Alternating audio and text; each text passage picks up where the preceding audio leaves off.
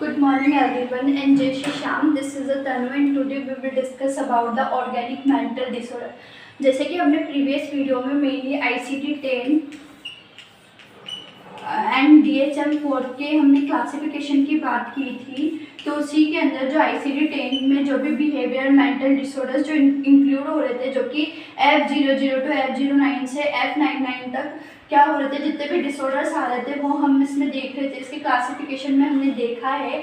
तो अब हम जो भी इसमें डिसऑर्डर इंक्लूड हुए may be F00 to F09, F10 to F19, F20 to F29, F30 to F39, जितने भी डिसऑर्डर्स हो रहे हैं जो इंक्लूड हो रहे हैं उनके बारे में हम इन डिसऑर्डर्स की बात करेंगे।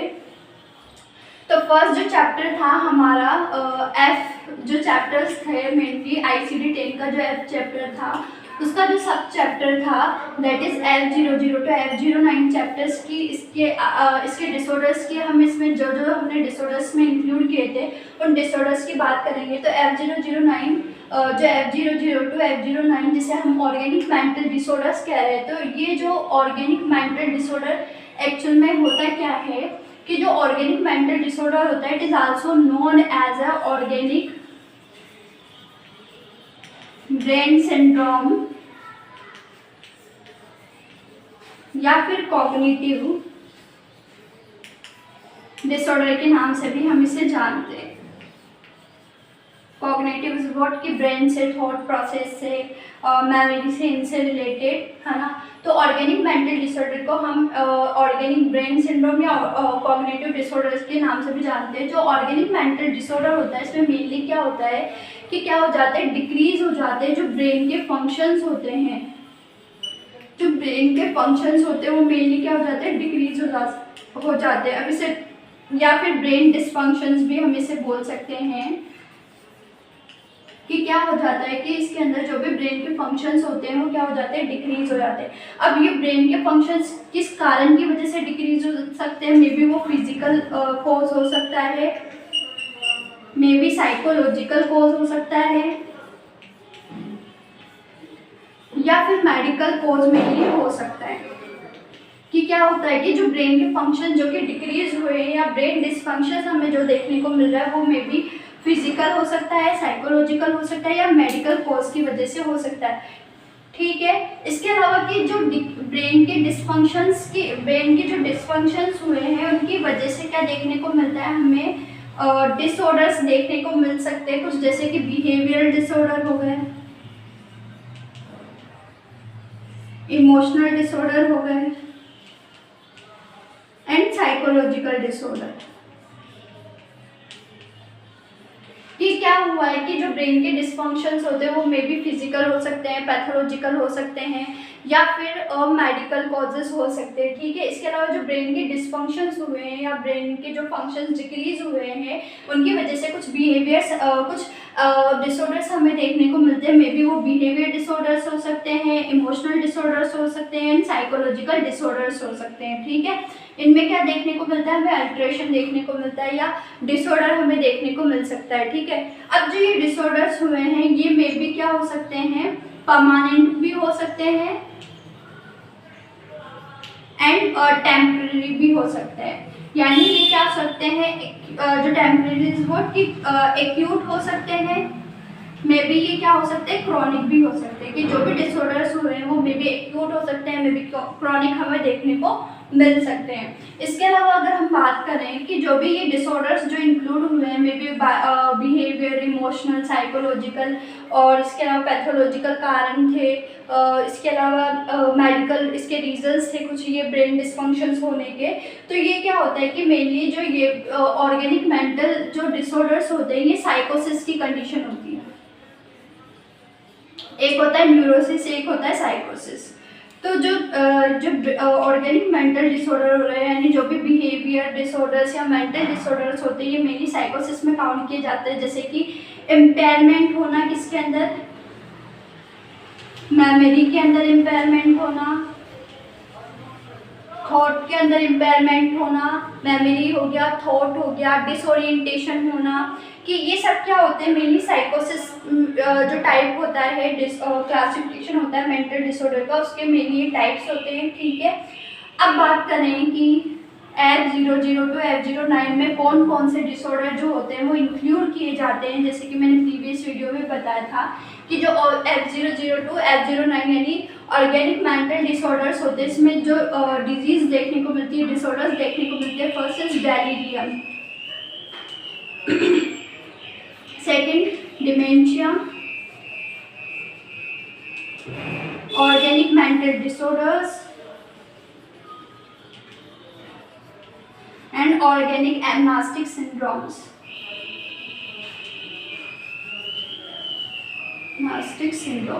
तो फर्स्ट हम बात करेंगे डेलीरियम की, ठीक है। हम इसके डिसऑर्डर्स को डिस्क्राइब करेंगे। फर्स्ट जो डिसऑर्डर्स होता है ऑर्गेनिक मेंटल डिसऑर्डर का disease condition is what, delirium.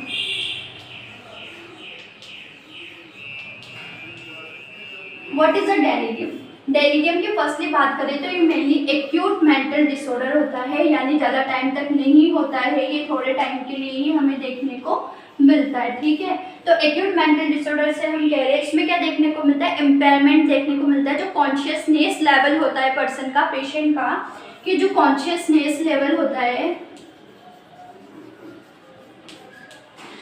वो क्या देखने को मिलता है, इम्पेयर्ड देखने को मिलता है। कि यानी पर्सन जो भी उसका कॉन्शियस लेवल होता है उसमें अल्ट्रेशन देखने को मिलता है, वो प्रॉपर तरीके से जो एक प्रॉपर कॉन्शियसनेस होना चाहिए वो नहीं होता है। इसके अलावा परसेप्शन डिफिकल्टी, थॉट में उसकी डिफिकल्टीज देखने को मिलती है, प्रॉपर अटेंशन नहीं हो पाता है उसका, वो क्या रहता है, कंफ्यूज रहता है। जो जिसमें डेलीरियम की कंडीशन देखने को मिलती है वो पर्सन कंफ्यूज रहता है, प्रॉपर डिसओरिएंटेशन नहीं हो पाता है। डिसओरिएंटेशन हमें यहाँ पे देखने को मिलता है। तो कई कंडीशंस होती है डेलीरियम की जो कि किसको कॉज करती है, मेनली डेलीरियम को कॉज करती है। इंसिडेंस रेट की बात करें कि मेनली किसमें ज़्यादा देखने को मिलता है, जो पोस्ट ऑपरेटिव पेशेंट्स होते हैं,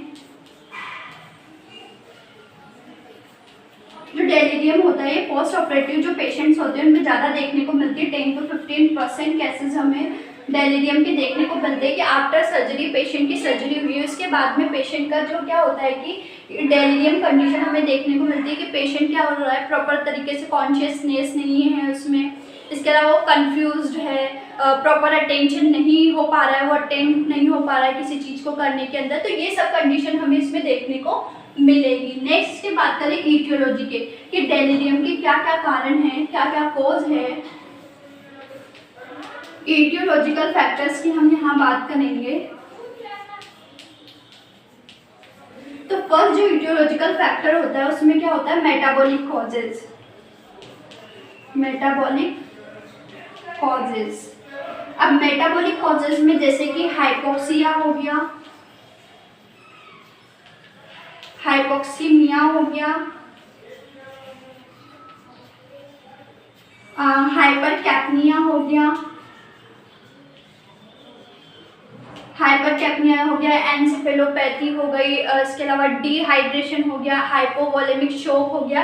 तो कई कंडीशन देखने को मिलती है जो कि मेटाबॉलिक कॉज होते हैं, जो कि किसको कॉज करते हैं, ऑर्गेनिक मेंटल डिसऑर्डर की। जैसे ऑक्सीजन की कमी हो गई, ब्लड में ऑक्सीजन की कमी हो गई, कि जो कार्बोहाइड्रेट है उसका अमाउंट ज़्यादा बन रहा है। तो ये सब किसको कॉज करेंगे, जो मेटाबॉलिक कॉज होते हैं ऑर्गेनिक मेंटल डिसऑर्डर्स को ये मेनली कॉज करेंगे। फिर आता है न्यूट्रिशनल कॉज।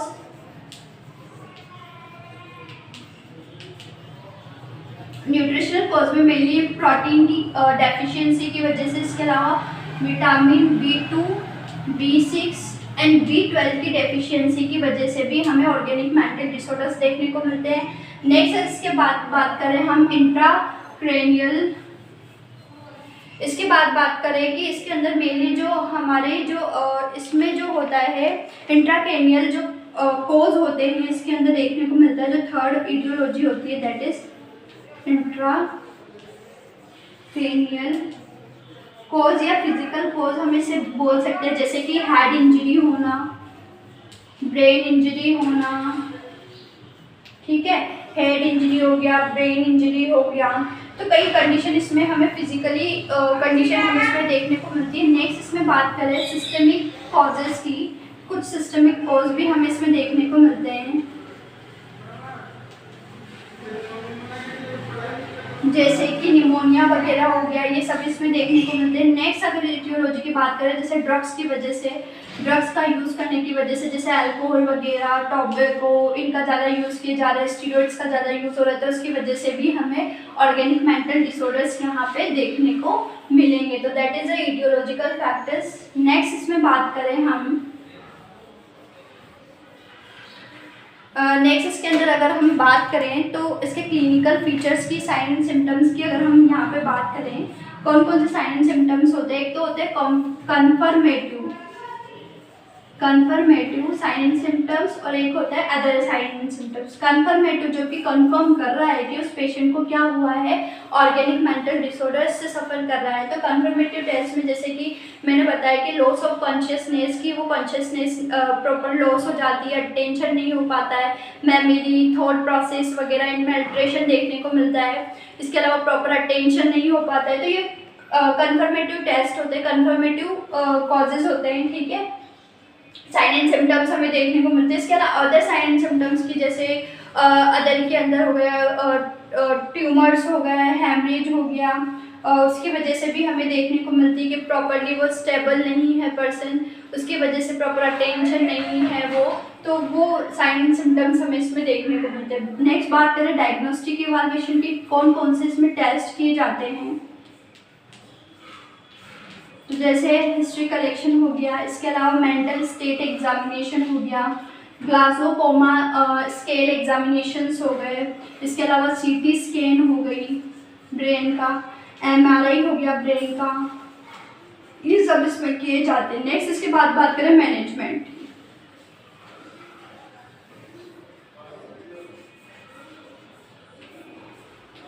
कि यहाँ पे किस कारण की वजह से, किस रीज़न की वजह से उसे डिजीज़ कोज हुई है, पहले वो हम आइडेंटिफाई करेंगे, पेशेंट को आइडेंटिफाई करेंगे, उसको डायग्नोसिस हम निकालेंगे, उसका रिजल्ट हम निकालेंगे, और फिर उस डायग्नोसिस के बिहाफ पे हम उसे ट्रीटमेंट प्रोवाइड करेंगे।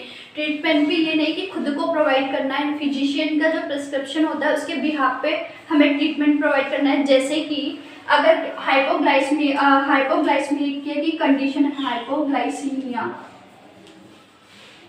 की कंडीशन है पेशेंट को, तो हम जो फिजिशियन होगा वो 5% डेक्सट्रोज का जो सॉल्यूशन है वो प्रोवाइड करेगा, आईवी देने के लिए हमें प्रिस्क्रिप्शन देगा।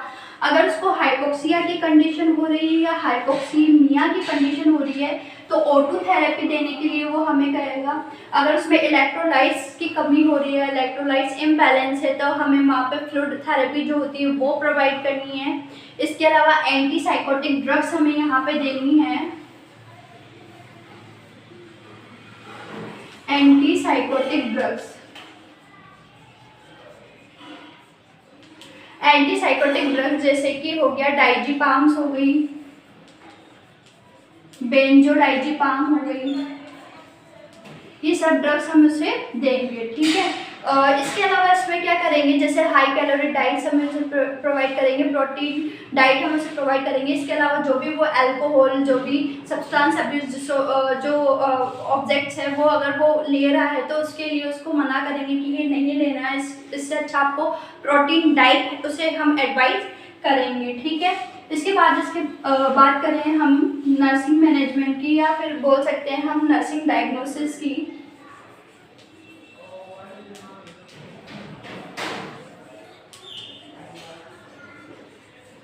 नर्सिंग डायग्नोसिस तो नर्सिंग डायग्नोसिस में हम जो भी उसकी स्लिप पैटर्न है जो कि अफेक्ट हुआ है किसकी वजह से मेंटल डिसऑर्डर्स की वजह से या मेंटल डिसफंक्शंस की वजह से, उसको मेंटेन करेंगे। या फिर जो भी उसकी मेंटल कंडीशन की वजह से जो भी उसमें बोल सकते हैं कि कॉन्शियसनेस की, जो उसका लॉस ऑफ कॉन्शियसनेस है उसकी वजह से अगर उसको कोई इंजरी होने वाली होगी तो उससे हमें उसको प्रोटेक्ट करना है। कि इसमें मेनली जैसे इंजरी के रिगार्डिंग गोल हो गया, इंटरवेंशन हम उसे प्रोवाइड करेंगे। इसके अलावा उसके जो भी जो अटेंशन प्रॉपरली, मेमोरी लॉस वगैरह ये हुई है या memory proper attention seeking patient नहीं है, वो उसमें प्रॉपर अटेंशन नहीं देखने को मिल रहा है, तो उनको हमें इसको ट्रीट करना है। इसके अलावा जो भी इसका थॉट प्रोसेस हुआ है जो कि डिस्टर्ब हुआ है लॉस ऑफ मेमोरी की वजह से, उसे हमें ट्रीट करना है। डिसओरिएंटेशन जो हुआ है उसे हमें ट्रीट करना है, ठीक है। उसके रिगार्डिंग गोल्स एंड इंटरवेंशन हमें वहाँ पे मेंटेन कर रहे थे, दैट इज़ द डेलीरियम। इसके अलावा डेलीरियम की अगर हम बात करें तो डेलीरियम के अंदर एक मोस्ट इफेक्टिव थायराइड ट्रीटमेंट हम बोल सकते हैं वो दिया जाता है, that is TADA,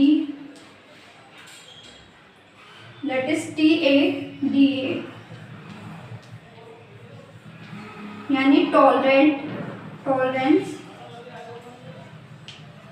anticipate, do not agitate. कि यहाँ पे कि हम किसी अगर पेशेंट को ट्रीट कर रहे हैं जो कि मेंटली है या जो भी ऑर्गेनिक मेंटल डिसऑर्डर्स में जो हुआ है उसको ट्रीट करने के लिए हम जो टॉलरेट यानी कि टॉलरेट करना, सहनशील होना, एंटीसिपेट करना, मतलब उसको क्या करना, उसको एंटीसिपेट करना यानी ऑब्जर्व करना या अंदाज़ा लगाना, और डू नॉट एजिटेट यानी घबराना नहीं है। तो सबसे जो स्पेसिफाइड टेक्निक होती है, ट्रीटमेंट जो बोल सकते हैं डेलीरियम को कॉज करने का, वो मेडी tolerance anticipating do not agitate यानी TADA थेरेपी या ट्रीटमेंट का यूज़ किया जाता है पेशेंट को ट्रीट करने के लिए कि घबराना नहीं है। वहाँ पे जो भी उसकी डायग्नोसिस है वो हमें वहाँ पे करना है प्रॉपर, ठीक है। तो दैट इज़ कॉल्ड डेलीरियम। तो डेलीरियम इज़ व्हाट कि ऑर्गेनिक मेंटल डिसऑर्डर्स होता है डेलीरियम, जो कि फर्स्ट होता है। फिर नेक्स्ट बात करेंगे हम इसके जो अदर डिसऑर्डर्स होते हैं ऑर्गेनिक मेंटल डिसऑर्डर के। डेलीरियम में यही होता है कि पेशेंट का जो कॉन्शियस लेवल होता है वो अल्टर्ड हो जाता है, प्रॉपर अटेंशन नहीं हो पाता है, परसेप्शन हमें देखने को मिलता है, डिसओरिएंटेशन हमें देखने को मिलता है, दैट इज़ अ डेलीरियम। अगर इसमें किसी को कोई डाउट हो तो प्लीज़ अपने डाउट मुझसे शेयर करें और लाइक्स शेयर एंड सब्सक्राइब करें मेरे चैनल को, और ताकि मैं आपको इससे भी अच्छे और भी जितने भी मेरे पास इन्फॉर्मेशन है वो आपके साथ शेयर करूं। धन्यवाद।